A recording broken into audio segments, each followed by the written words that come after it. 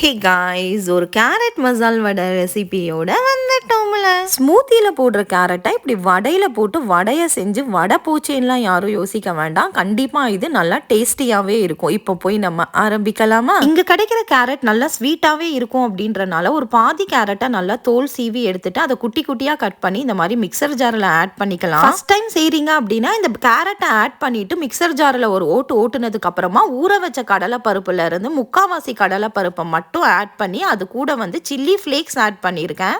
அப்படியே 1 டீஸ்பூன் அளவுக்கு சோம்பு ஆட் பண்ணி லைட்டாக வந்து நல்லா வடை பதத்துக்கு கொரன்னு அரைச்சி எடுத்துக்கிட்டு வந்து நம்ம இப்போ ஒரு பவுலில் வந்து ட்ரான்ஸ்ஃபர் பண்ணி எடுத்துக்கலாம். குறைஞ்சது கடலை பருப்பு ஒரு 1லேருந்து ஒரு 1.5 மணி நேரம் ஊறுனாலே வந்து கரெக்டாக இருக்கும். இப்போ பேலன்ஸ் இருக்கிற கடலை பருப்பை அப்படியே இது கூட சேர்ந்து அப்படியே ஒரு பச்சை மிளகாவையுமே வந்து நான் குட்டி குட்டியாக கட் பண்ணி சேர்த்துக்கிறேன். கொஞ்சமாக கொத்தமல்லி கருவேப்பிலையும் ஆட் பண்ணிக்கலாம். ஒரே ஒரு பூண்டை தட்டி சேர்த்துருக்கேன். 1 டீஸ்பூன் அளவுக்கு பெருங்காயம் சேர்த்துருக்கேன். இந்த டிஷ்ஷுக்கு தேவையான 1.5 டேபிள் ஸ்பூன் அளவுக்கு சால்ட்டையும் சேர்த்து நல்லா மிக்ஸ் பண்ணிக்கிறேன். உங்களுக்கு வேணும்னா பருப்பை ஊற வைக்கும் போதே காஞ்ச மிளகாவை சேர்த்துக்கலாம். இப்போ ஒரு கைப்பிடி அளவுக்கு நல்லா ஃபைனா சாப் பண்ணியிருக்கிற வெங்காயத்தை சேர்த்து நல்லா மிக்ஸ் பண்ணிக்கலாம். முன்னாடியே வெங்காயம் சேர்க்க வேணாம், உப்பெல்லாம் சேர்த்ததுக்கு அப்புறமா சேர்க்கலாம், இல்லைன்னா வெங்காயத்துல இருந்து தண்ணி விடும். நம்ம இந்த வடைக்கு அரைக்கும் போதே எண்ணெயை அடுப்புல ஏத்திட்டோம் மிதமான சூட்லனா கரெக்டா இருக்கும். இப்போ அதுல இருந்து ஒரு ரவுண்டு ஷேப் எடுத்து லைட்டா தட்டி இந்த மாதிரி எண்ணெய்க்குள்ள கொஞ்சம் கொஞ்சமா இறக்கி விட்டுறலாம். நல்லா 2 சைடும் பெரட்டி போட்டு கொஞ்ச நேரத்துக்கு லைட்டா இவனை ஸ்லோ டு மீடியம் ஃப்ளேம்ல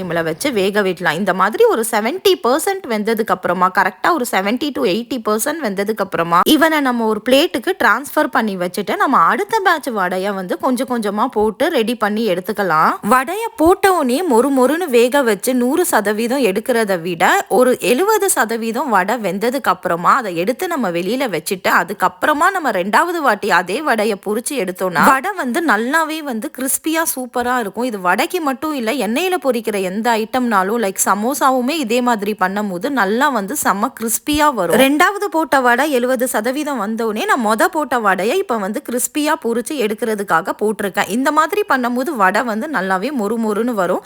கண்டிப்பா இதை ட்ரை பண்ணி பாருங்க. குக்கிங் எக்ஸ்பர்ட்ஸ் நிறைய பேருக்கு இது தெரிஞ்சிருக்கும். பிகினர்ஸ்க்காக இந்த டிப்பை சொல்றேன். அம்புட்டு தான் இவனை எண்ணெயில போட்டு நல்லா இந்த மாதிரி மொறுன்னு பொரிச்சு எடுத்தோம்னா நம்மளோட டீ டைம் ஹீரோ சூப்பரா ரெடி ஆயிட்டு. கேரட்டை திருவி சேர்க்க வேணாம், அது அங்கங்க தெரியறனால கிட்ஸ் வந்து கண்டுபிடிச்சிருவாங்க. கண்டிப்பா இந்த கேரட் மசால் வடை ரெசிபியை நீங்களும் உங்க கிச்சன் தியேட்டர்ல ட்ரை பண்ணிட்டு இது சூப்பர் ஹிட் ஆச்சா இல்ல மொக்க வாங்குச்சான்னு சொல்லுங்க. நன்றி.